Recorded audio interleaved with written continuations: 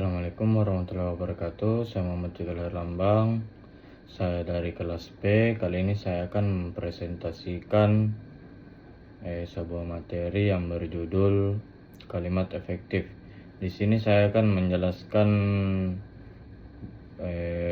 mulai dari pengertian kalimat efektif, kemudian ciri-ciri kalimat efektif dan syarat-syarat kalimat efektif. Dan nanti saya juga akan memberikan contoh dari kalimat efektif. Ya baik, tanpa berlama-lama, saya akan memulai presentasinya.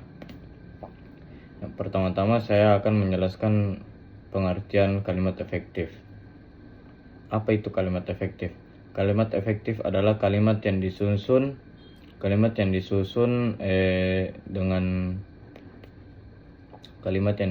dengan memperhatikan kaidah bahasanya, sehingga dapat menyampaikan informasi dengan jelas dan mudah dipahami oleh pembaca maupun pendengar. Kemudian ciri-ciri kalimat efektif. Ciri-ciri kalimat efektif yang itu ada 5. Yang pertama, memuat unsur pokok minimal berupa subjek dan predikat. Kemudian mengikuti kaidah penulisan dan ejaan yang benar sesuai aturan yang berlaku. Yang ketiga itu memuat kosakata yang tepat dan sesuai konteks. Kemudian yang keempat, memfokuskan penyampaian pada gagasan utama yang ingin disampaikan. Yang kelima, menggunakan bentuk bahasa yang konsisten. Ya baik, selanjutnya ada syarat-syarat kalimat efektif. Di dalam syarat-syarat kalimat efektif ada 8 syarat. Syarat yang pertama itu adalah kelogisan. Kenapa kelogisan? Karena syarat utama kalimat efektif adalah logis, agar mudah dipahami baik dalam bentuk aktif maupun pasif. Kemudian yang kedua ada ketegasan. Kenapa sih ketegasan? Karena penekanan terhadap ide pokok merupakan unsur penting dalam penulisan kalimat efektif agar informasi utama tersampaikan dengan jelas. Kemudian kehematan. Yang ketiga adalah kehematan. Dalam kalimat efektif, kehematan merupakan prinsip penting yang berarti menggunakan kata secukupnya tanpa mengurangi makna. Kemudian yang keempat ada ketepatan. Penulis perlu memilih kata secara tepat, menggunakan pasangan kata yang serasi dan tidak menghilangkan preposisi yang diperlukan. Dengan begitu informasi akan tersampaikan secara akurat tanpa menimbulkan makna ganda. Kemudian yang kelima ada kecermatan. Kalimat yang efektif harus bebas dari makna ganda. Oleh karena itu pemilihan kata atau diksi perlu diperhatikan dengan seksama ya. Dan yang keenam ada kepaduan. Kepaduan berarti informasi dalam kalimat harus tersampaikan secara utuh dan tidak terpecah-pecah.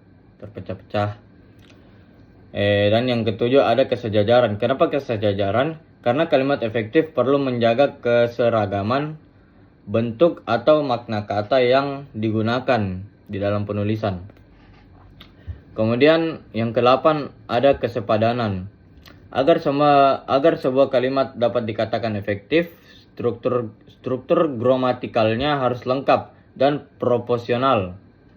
Kalimat setidaknya harus mengandung berupa subjek dan predikat serta memenuhi unsur dasar SPOK secara tepat.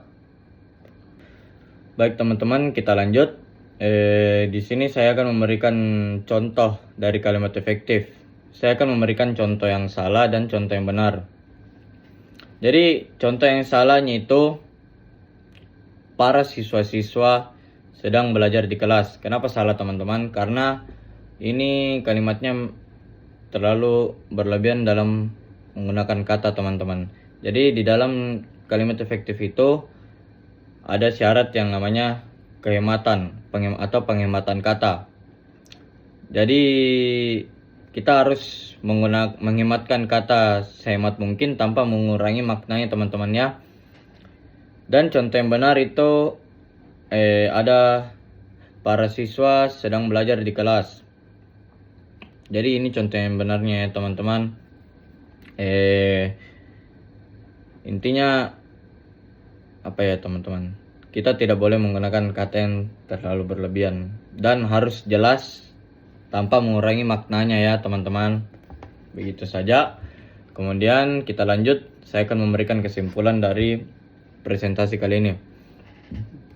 Kesimpulannya adalah kalimat efektif adalah kalimat yang tepat, jelas, dan mudah dipahami. Kemudian di kalimat efektif juga memiliki ciri-ciri seperti logis, hemat kata, dan bervariasi. Dan kalimat efektif juga memiliki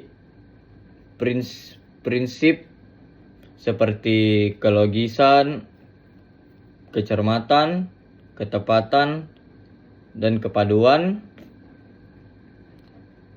agar kalimat mudah dipahami.